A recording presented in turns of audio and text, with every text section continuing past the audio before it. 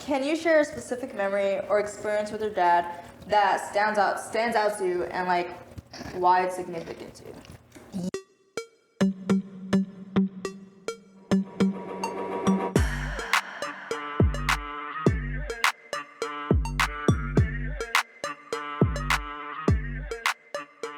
Yes.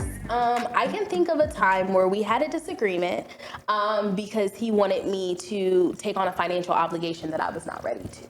And it wasn't anything that was going to benefit me, but I was in a place where like I need to just focus on myself. I had set out to do that. I was in a really rough relationship at the time. And so I told myself I'm not focusing on anybody's needs but me, because at that point for about 5 years, I had done nothing but that. My family had, lost their home because of the recession. And, I had nearly been evicted from my apartment during the recession, and school changes, all of these things. And I had focused on everybody else's needs, and I just needed a second to tap into mine. Right. And he called me and we were having a conversation, and he wanted me to take on an obligation I was not ready for, and it did not benefit me. And the memory is significant because it was my first time saying like, no. No. Wow. This doesn't feel good for me. This is not a good idea. We just went through losing everything, right. And we're building back up. Right. So that's probably not our best focus.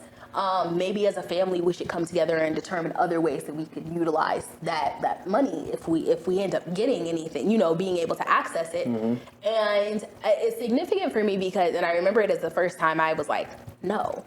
Because I sat in the bathroom at work and had multiple panic attacks thinking about going home and having this conversation. Oh, wow. And I mean like gut-wrenching, leaning over the sink, panic. That fear that he instilled in everybody literally just started activating in that moment. Absolutely. Because you went against the grain. Triggered. Immediately. Yeah. As soon as he called, I was triggered and I was like, oh, okay, this is gonna be rough. Yeah. And I'm like coaching myself. I'm like, okay, use your tools, because at that point I had started therapy. And I recognized like something is wrong. Something is wrong if you can't tell your family members no, even in the kindest of ways. If you can't set those boundaries, something has happened to make you feel like you know how when you go off to the military and they condition you? Yeah. That's how it felt. It made me feel physically sick to say no.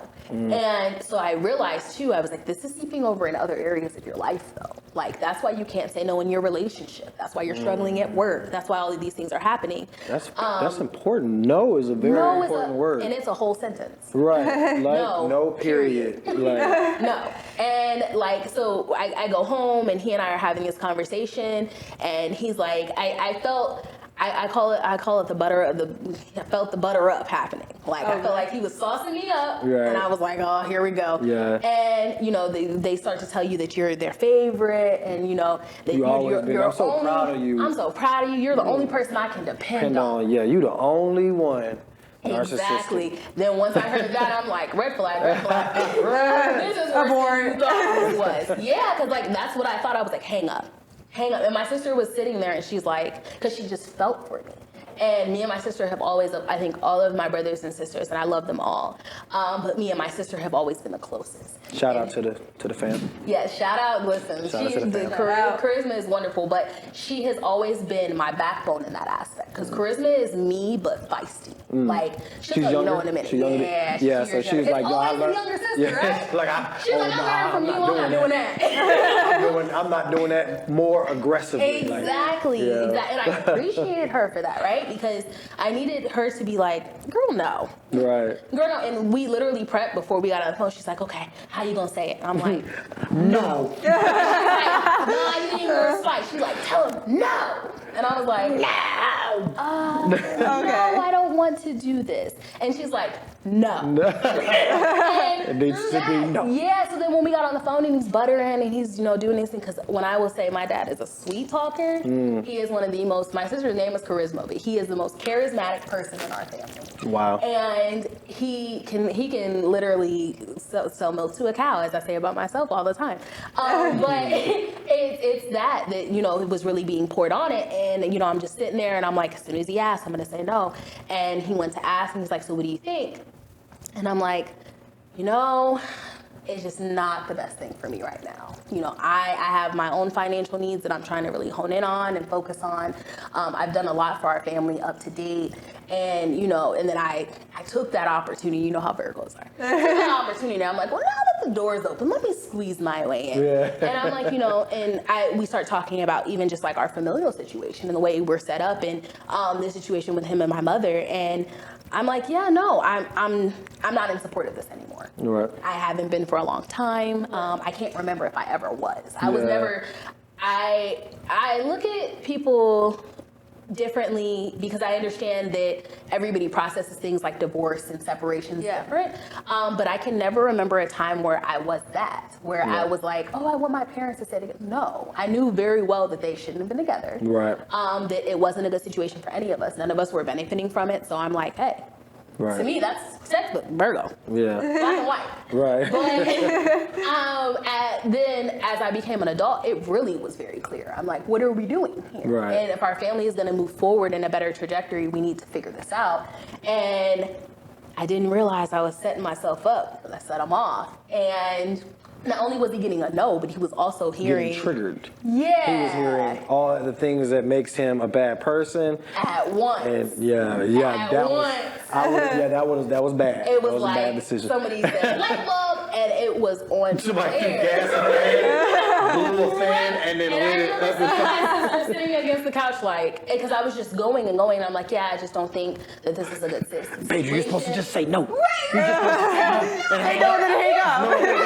And I'm like, you know, I just don't think, because he in the process of me triggering him, he triggered me. Ooh, Because in my it. head, I'm like, okay, so this is essentially, this is gonna be the situation for the rest of your life, for the rest of your parents' life. And I've always just wanted my mom to be happy. I wanted them both to be happy. Right. And it was clear, I'm like, you're clearly not happy in this situation, or you wouldn't be stepping outside of the situation.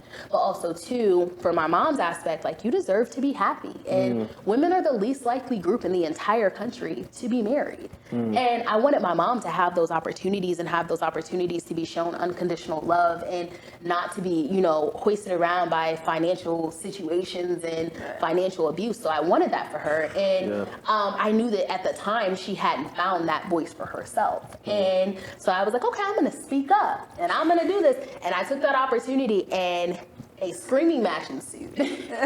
And I didn't realize how triggered I was, but I did realize how triggered he was in the moment. But it's like, you know, once you cross a certain point, it's hard to come back. Yeah. Especially for the first time. Right. It's hard to will yourself back Like in. you went all in. I'm throwing all the cards on the table. I don't care what happens after this. It is what it is. It is what it is. But you could have just told him no and just. When I could have just called, You could have just been like, no, Dad, I'm good. I took that opportunity to like really air it out.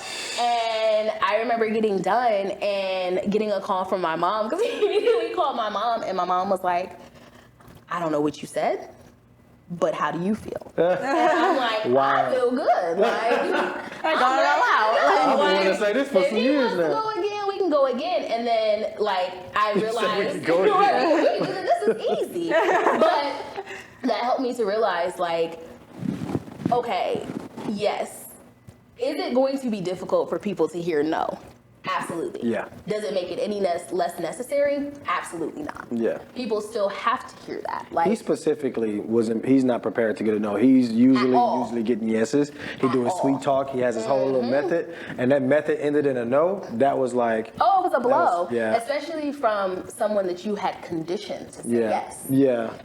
But what he didn't realize he was doing was he was basically like reworking the chemistry of my brain. Right. Because I couldn't distinguish between telling him yes and telling the world yes. Yeah. I struggled to tell the world no at every stop. Right. So there were things that were happening to me and for me that I didn't want. And I couldn't just say no. Wow. No, I'm not going to show up in this space. No, this doesn't feel good to me. It was very difficult for me. So I think that was one of the most memorable moments. And we've had great moments, right? But I also, as I've gotten older, I've started to dissect those memories and remember other things that I had suppressed about those memories. So it's like, okay, yeah, you know, you guys may have went to school events together, but you also remember that, you know, this young boy's mom was at your school event, and why is she here, and who is she? And so there were things that also happened to like taint those good memories. But things that stick out for me a lot with him is he was one of the first people I set boundaries with. How did you unlock those? Because I know when kids feel trauma, like they forget things on purpose, and like you say, you remember the piece of those memories. Like what helped you unlock those to really like see that event as for what it was And process through them. Yeah.